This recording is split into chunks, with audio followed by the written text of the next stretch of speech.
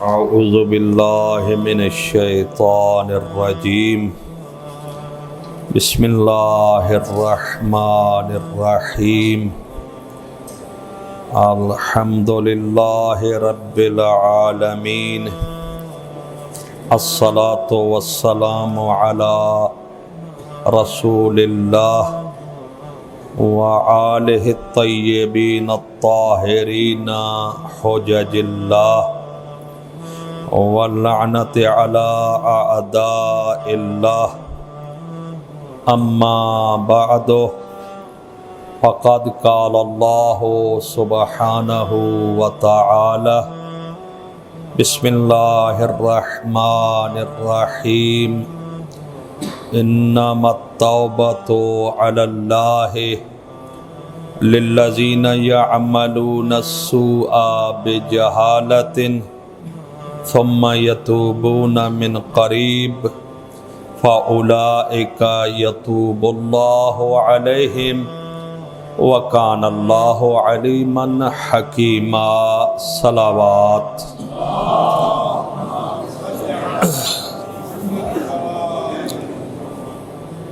خداوند متعال ارشاد فرما رہا ہے، فقط اور فقط توبہ ان لوگوں کے لیے ہے جو برائی کے مرتکب ہوتے ہیں، جہالت کی وجہ سے، نادانی کی وجہ سے، اور فوراً پھر ادراک کرتے ہوئے اس گناہ سے توبہ تائب ہو جاتے ہیں، تو اللہ تواب الرحیم ان کی توبہ کو قبول کر لیتا ہے۔ ایک یہ قسم ہے، دو قسم کے لوگ ہیں جن کی توبہ اللہ قبول نہیں کرتا ہے۔ وہ دوسری آیت اس کے بعد جو آ رہی ہے اس میں ہے وَلَيْسَتِ التَّوْبَةُ لِلَّذِينَ يَعْمَلُونَ السَّيِّئَاتِ، ان لوگوں کی اللہ توبہ قبول نہیں کرتا ہے جو برائیوں کو انجام دیتے ہیں اور پوری زندگی ان گناہوں کی معافی طلب نہیں کرتے۔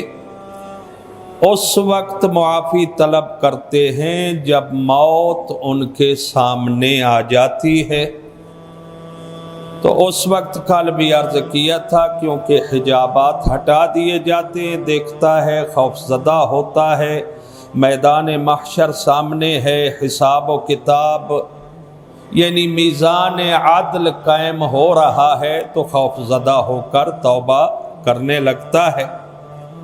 خالق فرماتے نہیں، اب تیرے لیے توبہ نہیں ہے، جیسا کہ مولا کائنات علی ابن ابی طالب نے ارشاد فرمایا،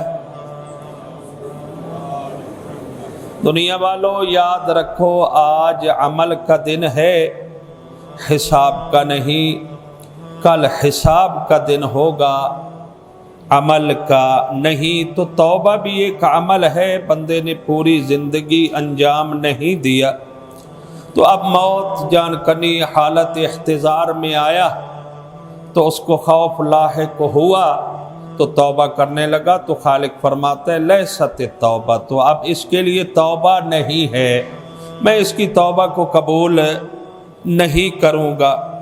اور پھر دوسرا وَلَلَّذِينَ يَمُوتُونَ، وہ لوگ ہیں ان کی اللہ توبہ قبول نہیں کرے گا جو کفر پر ہی مر جاتے ہیں۔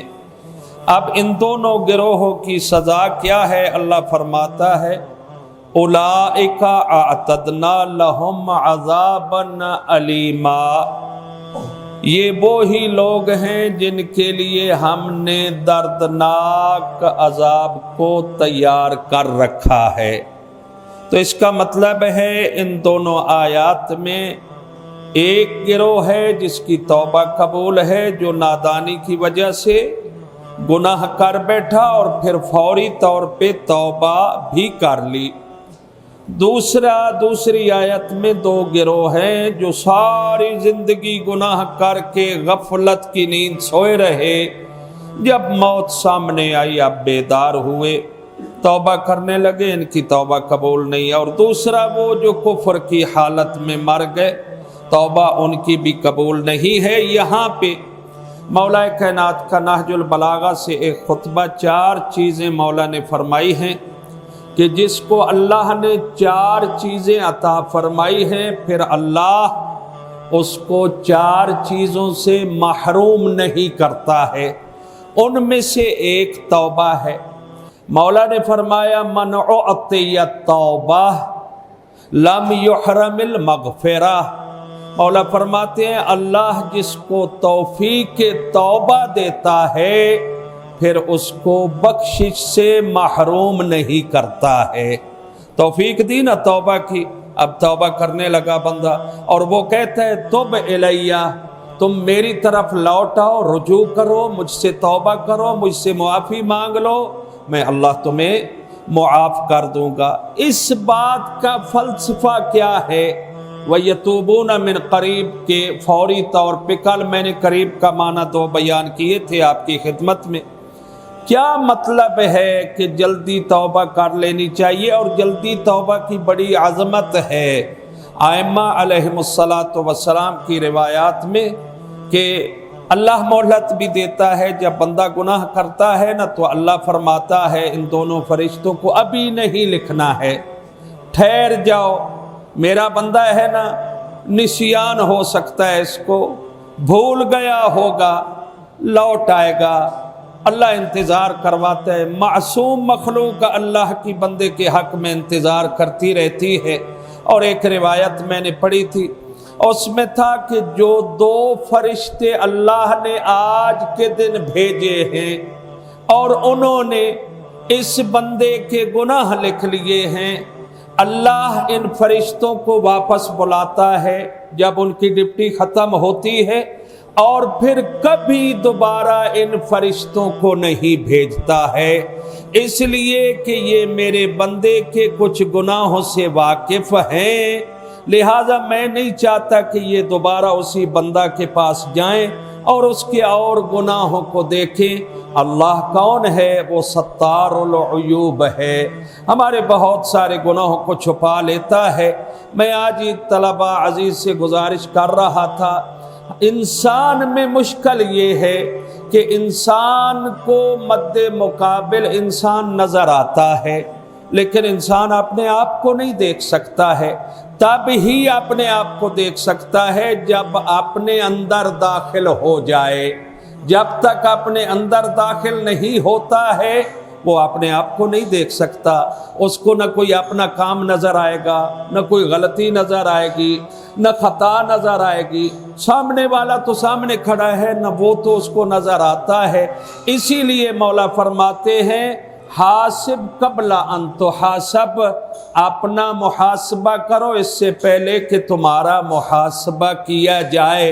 اس محاسبہ سے یہ مراد نہیں ہے میں انگلیوں پہ ایسے بیٹھ جاؤں گننا شروع کر دوں، مطلب یہ ہے کہ اپنے اندر جھانکو، تنہائی میں، خلوت میں اپنے اندر دیکھو تمہاری نیت کیسی ہے، تمہارا اخلاص کیسا ہے، عقیدہ توحید کیسا ہے، عقیدہ رسالت کیسا ہے، عقیدہ ولایت و امامت کیسا ہے، قرآن کی محبت جو تمہارے اندر ایک گوشت کا ٹکڑا یا خون کا لوتھڑا ہے، قرآن کی محبت اس کے اندر کتنی پائی جاتی ہے، یہ تم اپنے اندر داخل ہو جاؤ گے تب تمہیں نظر آئے گا، وَإِلَّا تمہیں نظر نہیں آ سکتا ہے۔ اسی لیے بندہ دوسرے کو غلط سمجھتا ہے، دوسرے کی باتوں کو دیکھ لیتا ہے، لیکن جو اپنے زیادہ قریب ہے نا اس کو نہیں جان پہچانتا۔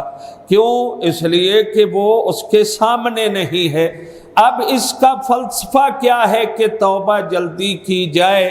اس لیے کہ جب کوئی بیماری انسان کو جسمانی بدنی بیماری لگتی ہے نا، اس وقت کیا کہا جاتا ہے کہ اس بیماری کا جلدی علاج کر لیا جائے تاکہ اس کی یہیں پہ روک تھام ہو جائے۔ اگر ابھی علاج ہو جائے گا تو یہ بیماری آگے سرایت نہیں کرے گی، بدن میں نہیں پھیلے گی، لہذا فوری طور پہ علاج کیا جاتا ہے۔ علاج میں اگر تاخیر ہو جائے تو بیماری بڑھ جاتی ہے، بیماری پھیل جاتی ہے، بیماری سرایت کر جاتی ہے۔ اسی طرح گناہ بھی ہے۔ اللہ فرماتا ہے اگر گناہ کر کے جلدی اس کا علاج کرو گے اور اس کا علاج توبہ ہے تو یہی سسٹم رک جائے گا۔ اگر دیر کر دی تو اس گناہ کے جراثیم، اس گناہ کے ذرات تمہارے دل، تمہارے دماغ، تمہارے گوشت، تمہارے معدہ میں چلے جائیں گے اور وہاں یہ بڑھنا شروع کر دیں گے، اتنے بڑھ جائیں گے کہ تمہارے پورے اندرونی سسٹم پہ چھا جائیں گے، اس کے بعد اس کا کوئی علاج نہیں ہوگا۔ لہٰذا خیال کرو، فوری طور پہ توبہ کر لیا کرو۔ آپ روایت ہمیشہ سنتے رہتے ہیں، امام نے فرمایا کہ جب بندہ مؤمن گناہ کرتا ہے اس کے دل پہ ایک سیاہ نقطہ بن جاتا ہے، پھر کرتا ہے وہ بڑھ جاتا ہے، گناہوں میں مستمر رہتا ہے وہ نقطہ بڑھتا جاتا ہے۔ بندہ توبہ نہیں کر رہا، یہاں تک کہ گناہ کرتے کرتے اس کا پورا دل سیاہ ہو جاتا ہے۔ اب وہ نقطہ چھا گیا، اس نے دل کو پردے کی طرح ڈھانپ لیا، اب توبہ کی توفیق سلب ہو جاتی ہے۔ اب انسان کے لیے کہتے نہیں ہیں فلاں بڑا سیاہ دل ہے، مطلب ہے کہ اس کو توفیق نہیں ہے، نہ اچھائی کی، نہ اچھی بات کرنے کی، نہ اخلاق کی، نہ اچھے عمل کی، سیاہ دل ہو چکا ہے۔ لہٰذا سیاہ دل ہونے سے پہلے توبہ کا معنی ہے رجوع کرنا اللہ، اللہ کی طرف، اس کے دربار میں لوٹ آنا۔ میرا اللہ، میں نے یہ گناہ کیا تھا، مجھے معاف کر دے۔ ہمیشہ سید فاضل برادر تشریف فرما ہے، آیت اللہ العظمی حافظ بشیر حسین نجفی کی خدمت میں جب زائرین جاتے تھے اور وہ کہتے تھے قبلہ کوئی نصیحت فرمائیے، تو وہ فرمایا کرتے تھے آپ سب مومن ہیں، مولا نے آپ کو بلایا ہے، اللہ نے آپ کو توفیق دی ہے، کربلا اور نجف آنے کی آپ آ گئے، بہترین وسیلے آپ کے سامنے ہیں، مولا کائنات کی یا مظلوم کربلا کی زری کے سامنے کھڑے ہو کر زری کو پکڑ کر یہ کہنا میرا اللہ تجھے تیرے ولی کے سامنے یہ دیکھ رہا ہوں تیرے ولی کو اور تجھے واسطہ دیتا ہوں، اس کو گواہ بناتا ہوں، اس کے سامنے اقرار کرتا ہوں اور تیری بارگاہ میں میرا اللہ میں نے یہ گناہ کیا تھا، اقرار کر رہا ہوں، معاف کر دے۔ میرا اللہ جھوٹ بولا تھا، معاف کر دے۔ تجھے صدقہ حسین مظلوم کربلا کا، تجھے علی کا واسطہ، اپنے گناہوں کو گنتے جاؤ، بولتے جاؤ، بتاتے جاؤ، اللہ سے معافی مانگتے جاؤ اور پھر آخر میں کہو میرا اللہ کچھ گناہ ایسے ہیں جو میں بھول چکا ہوں، مجھے یاد نہیں ہے، یہاں نہیں گن سکتا تیرے اولیاء اللہ کے سامنے، میرا اللہ جو گناہ بھول چکا ہوں ان کو بھی معاف فرما دے۔ تو اللہ ان وسیلوں کے صدقہ میں گناہوں کو معاف کر دیتا ہے۔ تو لہٰذا یہی فلسفہ ہے توبہ کے جلدی انجام دینے کا کہ یہ گناہ سرایت نہ کر جائیں، لمبی بیماری نہ بن جائیں، یہ اندرونی کینسر نہ بن جائیں، جب کینسر بن جائیں گے پھر لا علاج ہو جائیں گے، پھر ان کا کوئی علاج نہیں ہے۔ اور اسی لیے کہا گیا ہے الوقایۃ احسن من العلاج، پہلی بات تو یہ ہے کہ بچ کر رہنا، پرہیز کرنا، احتیاط کرنا یہ علاج سے بہتر ہے۔ لہٰذا بندہ جب دیکھتا رہے نا کہ اس کائنات کے خالق ہے، جس کی حکومت ہے، جس کی سلطنت ہے، اسی سلطنت میں میں رہ رہا ہوں، وہی مجھے رزق دیتا ہے، اسی کی مہربانی سے میں چلتا ہوں، سانس لیتا ہوں۔ یہ دیکھیں اگر 1 سیکنڈ یا 2 سیکنڈ کے لیے سانس رک جائے تو بندہ پریشان ہو جاتا ہے۔ وہ اللہ جس نے سانس عطا کی ہے، زندگی گزار رہے ہیں، ہر سانس اس اللہ کے لیے مختص کر دیجئے تاکہ وہ اللہ ہماری ہر سانس کو تسبیح میں شمار فرمائے۔ دعا ہے خالق کائنات ہم سب کو توبہ کی توفیق عطا فرمائے۔ آپ تمام مومنین سے گزارش ہے اپنے اپنے مرحومین کے لیے، بالاخص سید حیدر فیاض